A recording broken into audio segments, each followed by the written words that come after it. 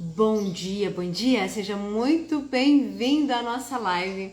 Hoje, live de perguntas e respostas, onde você envia suas dúvidas e eu vou conversar, vou responder todas elas. Bem-vindo você que está chegando, Rose, minha linda, Alcinei, Ana Paula, Débora, Mari, vocês conseguem me ouvir, me ver bem?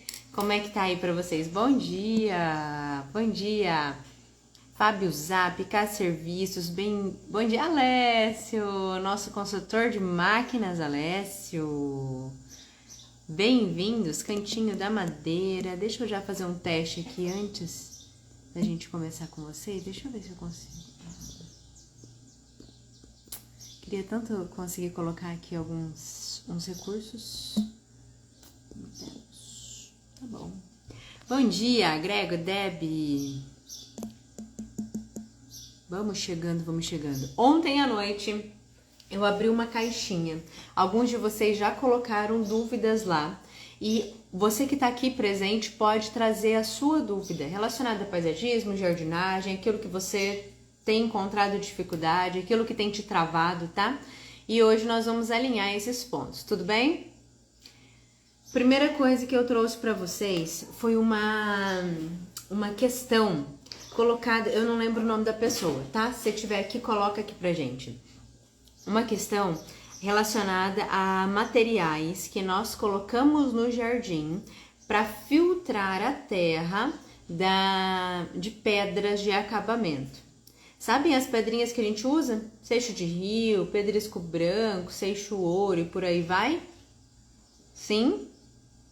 Essas pedras, quando nós colocamos para fazer acabamentos no jardim, ou seja, em vaso, elas não devem ficar imediatamente em contato com o solo.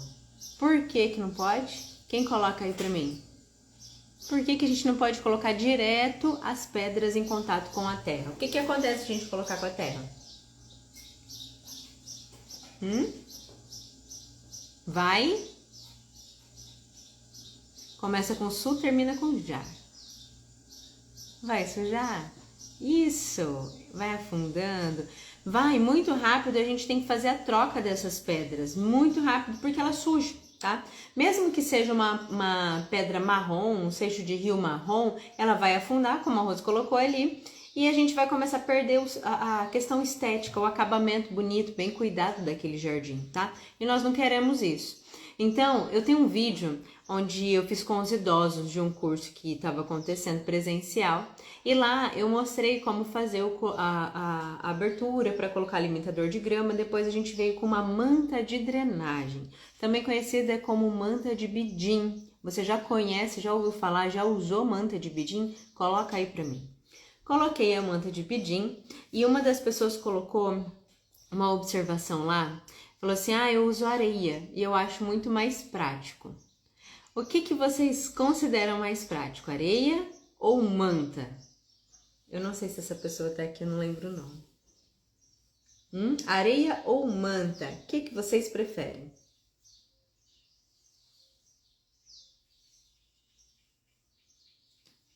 Ângela Dinitri, bom dia, Everson, Isaías.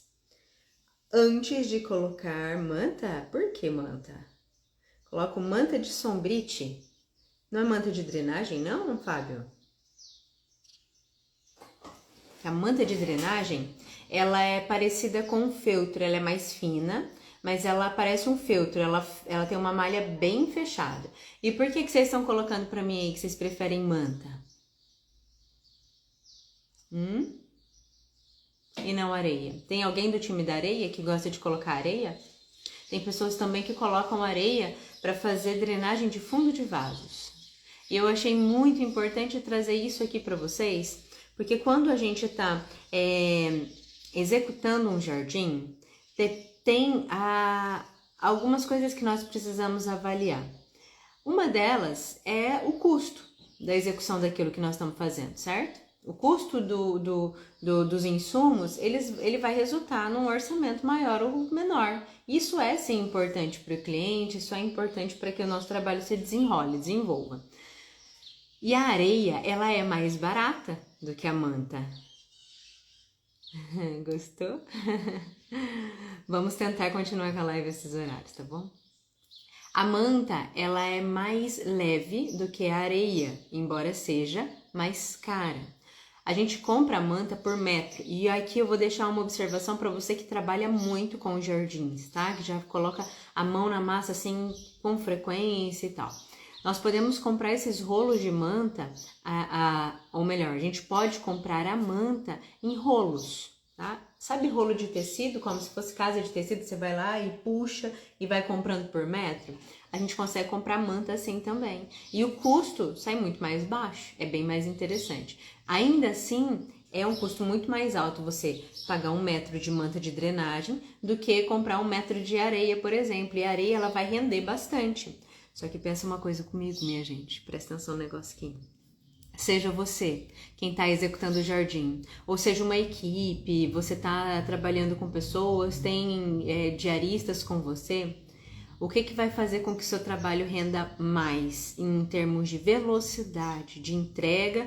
É muito importante que a gente comece o serviço e termine com agilidade, por alguns motivos. Um deles é pela impressão que nós passamos para o cliente. Outro motivo é porque você terminou aquele trabalho, você tem condições de pegar um outro, ou, Larissa, mas eu não tenho nada em vista ainda, então não tenho pressa para terminar o serviço. Você tem pressa sim, não tem tempo para perder na vida. Então, você terminou aquele trabalho, você vai captar um outro cliente, vai divulgar o seu trabalho, vai postar o seu trabalho nas redes sociais, vai fazer conteúdo, vai atrás de clientes, de parceiros, tá?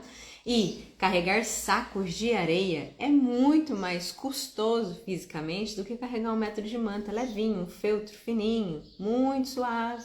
Além disso, o próprio transporte, o volume também, tá? Não sei se isso faz alguma diferença para alguns de vocês, mas carregar vários sacos de areia dentro de uma carretinha ou num porta-mala ocupa sem dúvida um volume muito maior do que manta.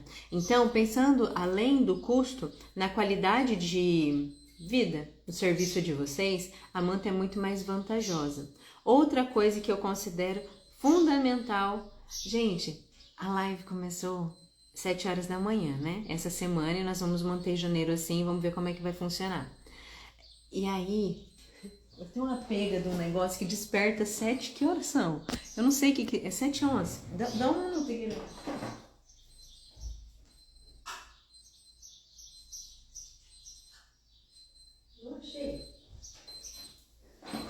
Meu marido, ele é professor de educação física e tem um cronômetro pendurado. Vocês têm na casa de vocês aí também? Aquele negocinho de chave do lado da porta que fica pendurado. Ali que tem.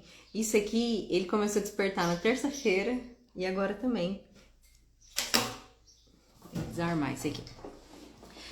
Então, pensando na qualidade de vida, no conforto do trabalho de vocês, eu vejo a manta como sendo muito mais vantajosa. E um outro ponto que eu considero muito vantajosa é em relação à questão nutricional.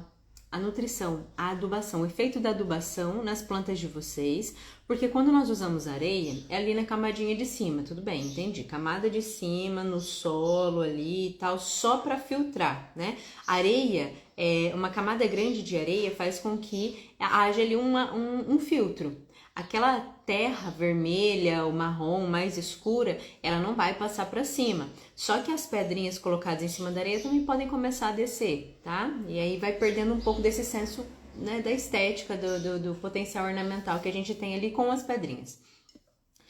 Outro problema é, se você começa a colocar muita areia sobre os canteiros, muita areia para fazer várias coisas, no momento em que você precisar fazer uma manutenção, uma retirada dessas plantas, um replantio, uma reforma no jardim, areia, pessoal, presta atenção, principalmente o pessoal da grama que gosta de plantar grama na areia. A areia, para grama, a gente pode falar só sobre ela, tá? Porque não é completamente danosa, tem seus pontos positivos e negativos. Mas a areia é um material que não retém nutriente. Se você começa a fazer camadas grossas de areia para fazer os acabamentos do jardim, num futuro ali, numa possível replantio, uma reforma, essa areia ela vai se misturar ao solo. Se você já estiver trabalhando com um solo mais pobre, e cheio de areia, o que vai acontecer é que você vai precisar de frequentemente fazer adubação. Não fazendo adubação, as plantas elas vão amarelar com muita rapidez. Existe um comportamento viciado pedindo a vocês: preciso de adubo, preciso de nutriente. Por quê? Faz a nutrição, faz a adubação, caiu uma primeira água, os nutrientes são levados embora. Areia não retém, tá? Então eu não gosto de areia, não gosto de areia. Pelo conforto do serviço, não ficar carregando um monte de sacos pesados, pela nutrição de plantas e porque eu acho que o efeito realmente é muito melhor com manta, porque evita de pedras se misturarem à areia. Entendido esse ponto? Sim? Vocês estão quietos. Só eu que falo. Se ninguém me responder, não vou continuar, hein?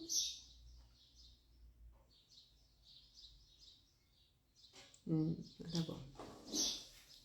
Tá bom, então. Segundo ponto que vocês trouxeram. Eu acho que o Antônio Carlos, você tá aí, né, Antônio? O Antônio colocou um ponto bem importante e muito frequente, muito comum. E ó, você que tem dúvidas aí no jardim, oi Alex, você que tem dúvidas aí relacionada ao seu trabalho, qualquer coisa, coloca aqui na live também, tá? Porque encerrando essas dúvidas que o pessoal mandou anteriormente, se você não mandar a sua dúvida aqui, a gente encerra, tá? Foi, Antônio Carlos. Ele colocou uma questão que eu queria compartilhar. Eu tentei aqui trazer um recurso. Não consigo. Não abre pra mim. Não abre. Que é relacionado ao abortamento de botões de rosa do deserto. Pessoal que quiser colocar dúvidas, coloca lá no balãozinho de interrogação, tá? Que aí no final eu vou ler. Isso aqui tá apertando coisa de novo. Ele colocou o seguinte: rosa do deserto dá bastante flores, mas antes que os botões abram, eles caem. Aqui, essa questão, tá? Isso aqui é muito frequente. Quem mais aí já se deparou com isso? A Adnitri, eu acho que já se deparou com isso. Me lembro de uma questão de rosa do deserto trazida pela Adnitri também. O que acontece? Rosas do deserto, especialmente essas rosas do deserto multipétalas, sabe? Essas que são cheias de pétala, elas podem ficar mais sensíveis a acontecer esse tipo de coisa. Os botões se formam, enche de botão, você olha para a planta e fala assim, nossa, agora vai ficar linda. Só que à medida que o botãozinho ele vai se desenvolvendo, ela vai ficando mais pesada, vai começando a ter manchinhas marrons e cai. Às vezes cai, às vezes fica presa ali, mas seca completamente. Quando abre, mas abre toda deformada, abre sem as pétalas, abre só aquele copinho de baixo, sabe? Sem as pétalas completamente desenvolvidas. Isso é muito frequente, isso é comum, bem comum de acontecer. E existem vários motivos, e aí o Antônio e o pessoal, os demais, que tiverem esse tipo de problema, agora eu vou falar alguns pontos e você vai avaliar para descobrir o que está acontecendo aí com as suas, ok? Um dos problemas que pode estar acontecendo é falta de nutrientes suficientes para que essas rosas do deserto elas consigam produzir as flores até o final da etapa, especialmente essas, as multipétalas, tá? Porque a exigência de nutrientes, de elementos para que ela possa produzir essas pétalas é alta, tá? Para que ela possa produzir as flores, é o ápice, assim, de fase de vida de rosas do deserto. Se tá carente, se tá em deficiência alguns elementos, ela não vai conseguir essa energia toda para completar a produção e pode tá caindo e pode reduzir. Vamos supor que esse seja o problema. O Antônio fala, Larissa, pode ser, fala, se for Antônio, fala aí, conta aí pra mim. Pode ser que ele fale assim, realmente, faz um tempo lá que não faz uma adubação. que não faz nada, e inclusive plantei num substrato misturado com areia. Acabei de falar sobre areia, tá? Baixa retenção de nutrientes. Então, o que acontece? Já tá pobre, tá? Tá muito pobre. Alguns elementos são fundamentais no período de produção de flores, porque esse período ele tem uma demanda específica de alguns nutrientes. Só que, já falei aqui e vou reforçar que a nutrição ela precisa ser equilibrada ao longo da fase de vida, ao longo do processo de desenvolvimento, porque um elemento precisa do outro para ser metabolizado pela planta. Não adianta você... eu falo você, mas não tô falando só especificamente para o planta, tá? Vocês, todos. Não adianta ir lá escolher um NPK, aqueles baratinhos granulados, e adubar só com NPK. Numa primeira, segunda vez de adubação, pode ser que você veja diferença, porque a planta está muito carente. Só que não vai ser suficiente para manter a planta em um excelente estado de crescimento, de desenvolvimento, de produção de flores, que é o problema que ele apresentou ali. Precisa de uma adubação equilibrada. E o que é uma adubação equilibrada? Uma adubação rica em muitos elementos, em muitos nutrientes. Ah, tá, então posso usar qualquer adubo que tenha muitos elementos? Não, não pode usar qualquer adubo em rosa do deserto. Porque as rosas do deserto são plantas desérticas, assim como os cactos, as suculentas e outras espécies aí. A gente precisa assemelhar o máximo possível os cuidados com as plantas, com as condições do ambiente original que ela tem. Como é que funciona, como é que é a condição de uma planta, uma rosa do deserto, uma planta que está lá no deserto mesmo? É um solo rico ou pobre em matéria orgânica? Pobre, mas Tiaguinho, bem-vindo. Pobre em matéria orgânica, tá? Se a condição original oferece baixa matéria orgânica, nós não vamos oferecer muita matéria orgânica. Então, adubos como esterco de gado, tem alguns adubos...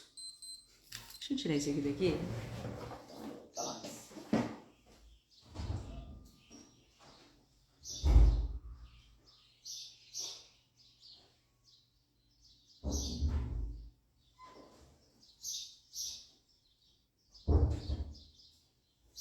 Ainda bem que hoje eu não vim com o short do pijama, hein?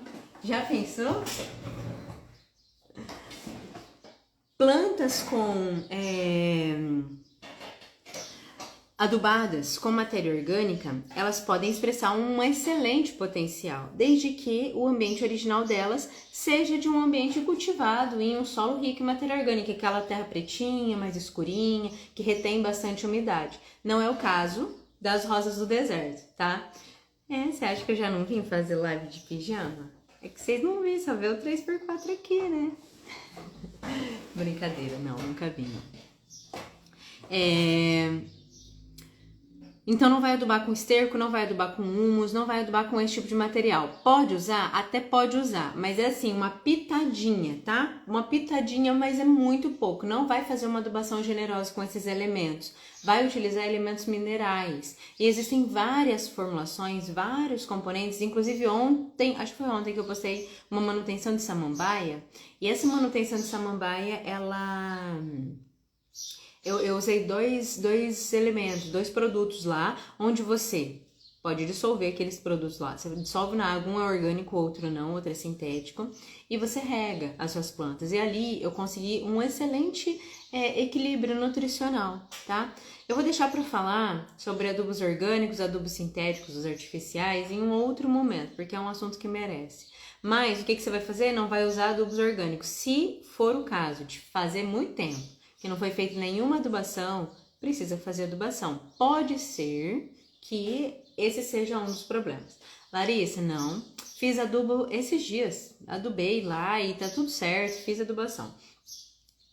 Observa a quantidade da adubação, porque intoxicação das plantas, eu não vi nenhuma foto, tá? Por isso que eu tô assim, divagando a respeito das possibilidades. Larissa, eu fiz adubação esses dias e depois da adubação é que começou a acontecer isso. As folhas, talvez, tá? As folhas também começaram a ficar mais amareladas, mais secas, e os botões começaram a abortar, a secar. pode ter acontecido uma intoxicação. Adubos nós nunca usamos demais, nem que você fale, tô com dó de adubo não, o que eu quero são plantas bonitas. Não é para usar adubo demais, é sempre a dose recomendada daquele adubo e no intervalo que aquele adubo também é recomendado. Isso é o beabá. Isso é muito simples de ser feito porque é só olhar a embalagem se for um caso de um adubo que foi feito industrialmente, seja orgânico ou não, tá? Agora, se é um adubo que você não sabe, que não tem, ou você que fez, pesquise pessoas, levante informações com pessoas que já fizeram o uso também, ok? Passamos então, falta de adubo, intoxicação por adubos. Vamos para outra questão aí, Antônio. Esse abortamento pode estar acontecendo porque, suponho eu, que se essas rosas do deserto, elas estão produzindo muitas flores, elas estão em um lugar que pegue sol do dia todo, certo? Tô errada? Não. Acredito que não. Esse período do ano tá chovendo muito. Na verdade, final do ano passado também, né? Alguns meses a gente tem tido muitas chuvas e agora nós estamos com muita chuva. Excesso de chuva não é ideal para esse tipo de planta, para nenhum tipo de planta. Excesso não é bom, mas para as plantas desérticas se torna ainda pior, porque os danos eles são causados mais rápido. As rosas do deserto, elas se submetidas aí a muita chuva, saturação do solo, elas começam a apodrecer, começa a desenvolver fungo, começa a desenvolver bactéria e pode ser que esse seja o ponto que também esteja pegando aí, e aí desenvolver o fungo.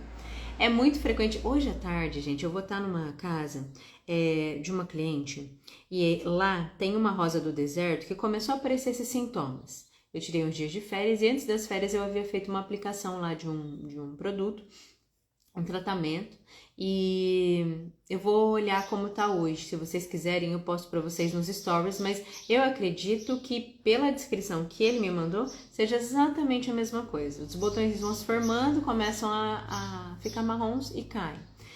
Lá, o que a gente tem? Problemas causados por fungos, ok? E um problema, ele pode não vir sozinho, ele pode vir associado a outros. Há problema causado com fungos, rosa do deserto plantada na areia, tá? Ô, Júlio, você entende, cara.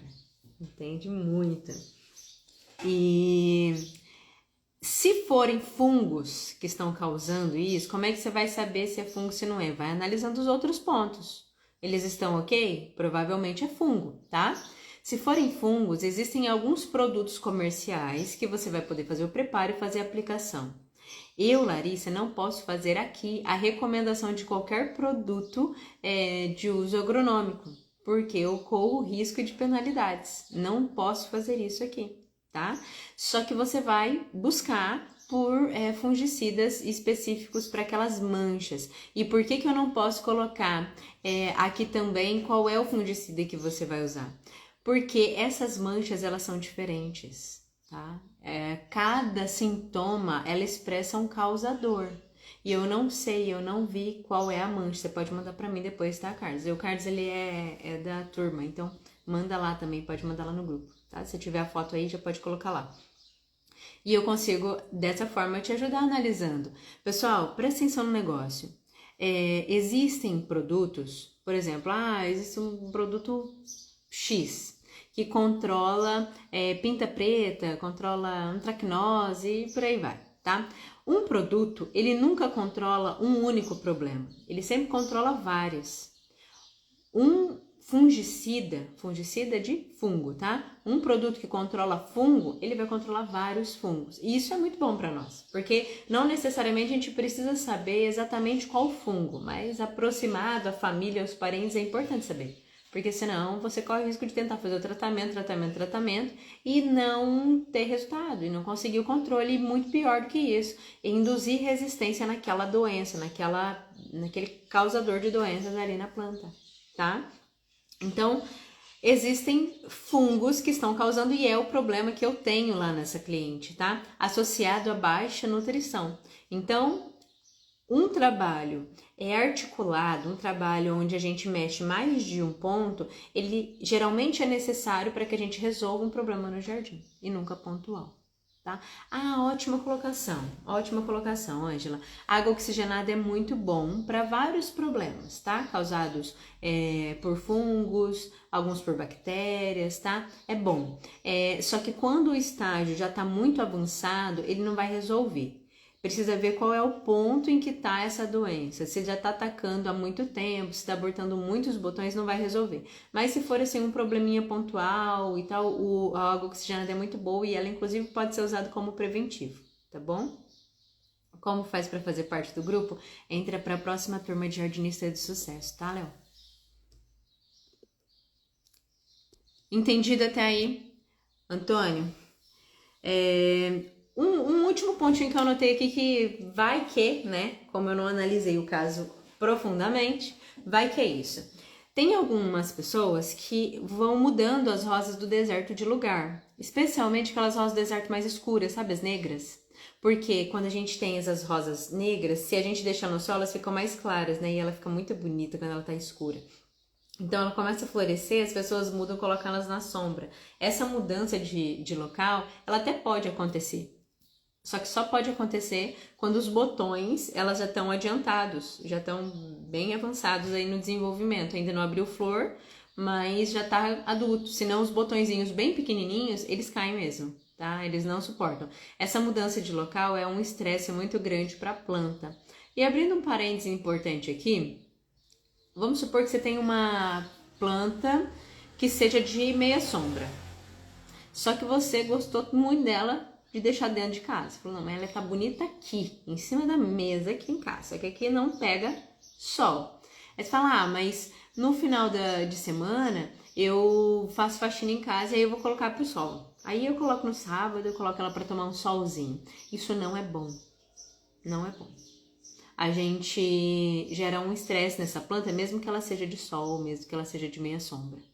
Porque a planta ela vai desenvolvendo uma forma de sobrevivência, vai desenvolvendo até mecanismos para se adaptar naquela condição que ela está. Não estou dizendo que ela vai sobreviver, uma planta de sol na sombra dificilmente sobrevive, mas ela vai desenvolvendo mecanismos para ficar mais resistente àquele local onde ela está.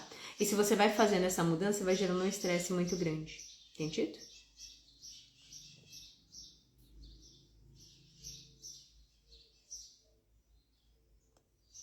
Ó, o Elinho, coloquei areia misturado com a terra para não ficar seca a terra. É o certo? Depende. Você tá falando de rosas do deserto também? Ou outras espécies? Que planta é essa, tá? Se for rosa do deserto, você aumenta assim um pouco de umidade, mas o ideal é que você coloque um material que seja bem drenável. E que tipo de terra é essa? Não sei se é uma terra assim mais adubada, uma terra mais escurinha, ou é uma terra mais vermelha, uma terra do quintal. Você consegue reter um pouco mais de umidade, mas existem materiais que para esse tipo de planta eles podem funcionar melhor.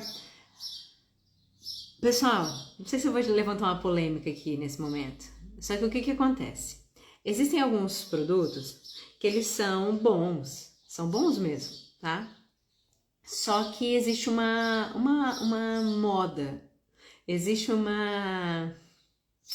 Como é que eu posso dizer isso para que não soe ruim, chato? Gente, eu acho que tem coisa que não precisa.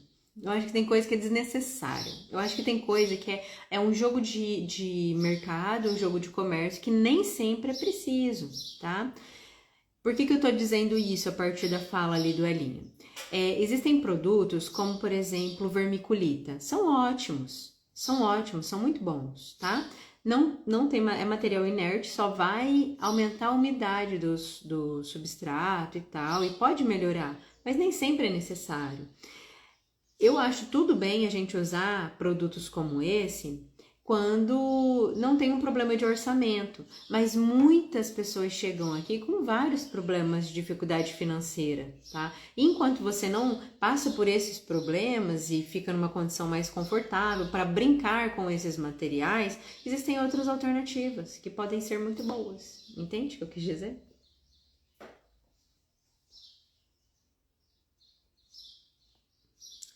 Uma outra pergunta. Quais espécies de plantas floríferas indicadas para fazer canteiros? Está faltando informações. Você está aqui na live? Acho que essa pergunta é da caixinha. Não sei que plantas, porque primeira coisa que vocês precisam ver antes de definir as espécies que vocês vão recomendar, vão colocar no projeto, é conhecer o local. Quantas horas de sol bate? É por exemplo, sei lá, um canteiro compridinho num corredor. Os corredores costumam ter uma corrente de vento muito forte. Então, é essa condição ou não? Qual é o tamanho desse canteiro? Porque se é um canteiro largo, um canteiro grande, é algo que possa ficar alto e eu te falar planta 11 horas, por exemplo, vai ficar feio, entende? Então, precisa levantar antes outras informações. Sempre que vocês forem escolher espécies ou recomendar espécies para determinados locais, antes disso, levantem todas as informações do espaço para que vocês não façam recomendações ou indicações erradas. Tudo bem? Você pode colocar para mim lá na caixinha mais informações sobre. Lari, qual material você indica para drenagem na preparação de canteiros?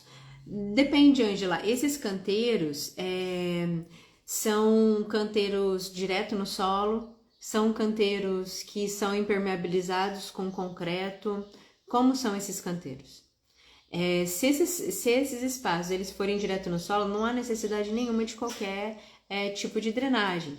Então, vamos imaginar que sejam canteiros fechados, tá? Concretados e tal. Nós precisamos fazer furos, assim como se fossem vasos. Fura esse canteiro, dependendo do tamanho dele aí, você vai ver uma quantidade de furos, tá? Imagina um vaso mesmo, um vaso que seja grande se for esse canteiro, tá? Tô divagando aqui a respeito do tamanho, tá? Mas que seja grande, você tem que distribuir alguns furos. E depois vai fazer um sistema de drenagem, assim como o que a gente faz em vasos grandes. Vem com material grande, poroso, no fundo, que pode ser argila expandida, mas no caso de serem canteiros muito grandes, a argila expandida ela acaba sendo inviável financeiramente. Ela é leve, é mais fácil de trabalhar. Carregar um saco de argila é bem mais fácil do que carregar um saco de pedra brita, né? Mas no caso de canteiros grandes, avalie aí, porque eu acho que as pedrinhas elas podem ser sim mais interessantes, tá? São muito baratas. Aí você vai forrar o fundo com pedrinha, depois vem com a camada de manta e depois a terra, assim como a gente faz qualquer canteiro. Larissa, não tem furo porque eu não quero que corra qualquer risco de infiltração na parede da casa, fica perto da parede do quarto, embaixo foi feita essa floreira. E aí, o que a gente faz? É o risco. Não tem como deixar completamente vedado. A gente pode até fazer esse sistema de drenagem sem os furos, mas sabendo que em eventuais momentos, se esse canteiro ele estiver exposto ao tempo e poder chover em cima, a gente pode ter um encharcamento, um apodrecimento, a perda das plantas, tá? Cantinho das flores, isopor fica legal. Isopor é um ótimo material também, viu, gente? Para fazer dreno. Só não vai funcionar tão bem se você colocar o isopor muito pequenininho, pedaços muito pequenos em fundo de vasos grandes, onde o peso do substrato, do solo, da planta, da parte de cima, for muito grande, porque aí você perde o dreno embaixo, mas isopor é excelente. E uma outra coisa, isopor é um material não reciclável, então é bem legal de usar também, porque você acha um destino, tá? Respondido, Angela, então? Mais alguma questão? Deixa eu ver aqui.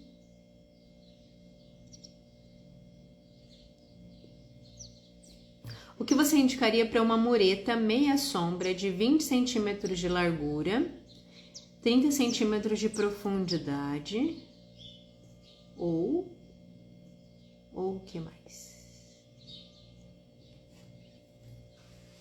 Uma muretinha pequenininha, né? 20 de largura, 30 de profundidade. E quanto de comprimento tem, Rose? Coloca aí pra mim. Você sabe?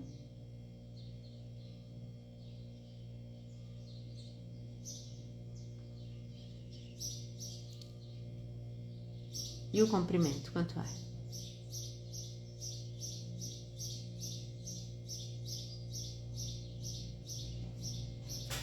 Tem uma outra coisa que eu já vou responder a pergunta da Rose com outra pergunta.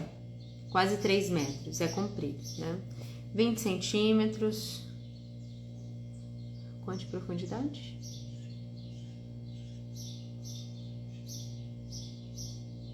35 de profundidade.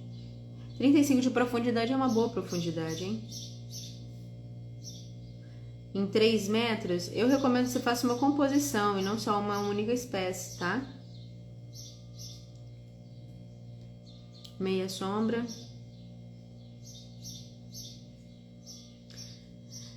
Eu acho que é melhor eu falar aqui na live sobre ensinar a pescar. Então, o que eu recomendaria? Primeira coisa, ela já levantou, viu? Vocês estão vendo que ela já tem todas as informações ali sobre a área, tá? Uma outra coisa, quem é o cliente? Esse cliente, ele gosta de cuidar de plantas, não gosta de cuidar de plantas. Como é que é o perfil dele? Se é uma pessoa que só gosta de plantas, mas não gosta de cuidar, eu recomendaria aí uma composição de pelo menos 2 espécies de folhagens. E aqui me parece que permite... É uma escola. Permite altura, né, Rose? Dá pra fazer alto isso daí? Gosto muito, pessoal, de composições com contrastes de cores.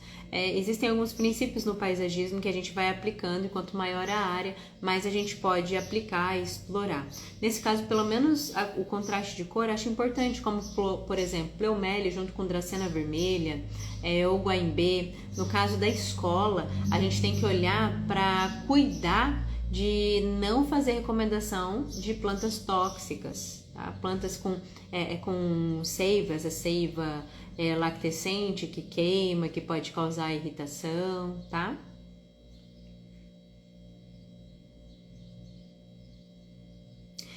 Eu me lembro que você falou sobre essa cravina, só que foi só de cravina, não foi? Foi isso? É o mesmo canteiro? Vai ser refeito?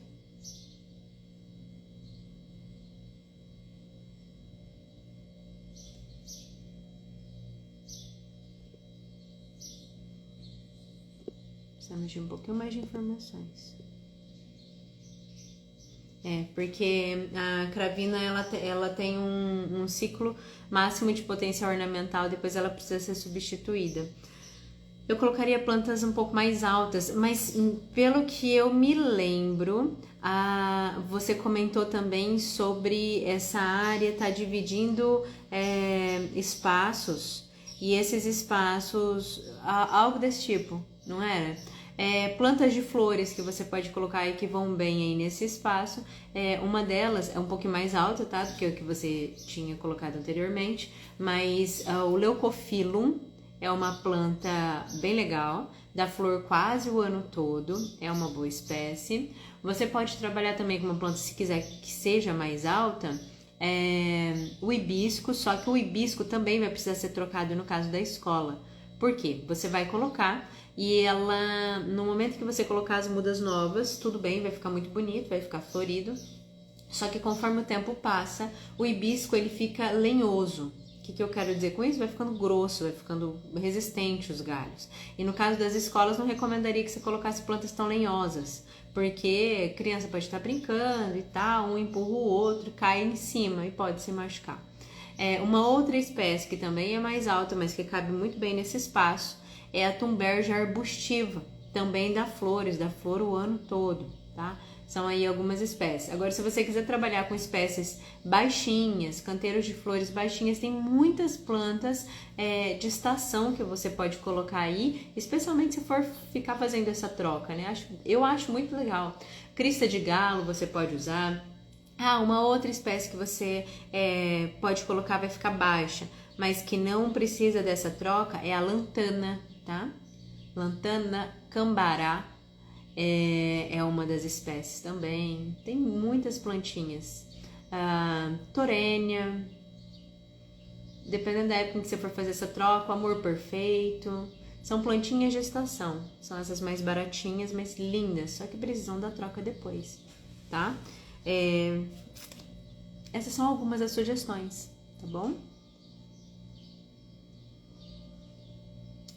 Fábio Zap. A Hortência também gosta de meia sombra. Ela pode ficar meia sombra, mas o máximo potencial dela é a sol pleno, se for em regiões mais para o sul do Brasil. E as hortênsias, elas também se dão muito bem no litoral, tá? Sob a maresia. Ok, minha gente? Tem mais nenhuma pergunta na caixinha? Fiquem com Deus.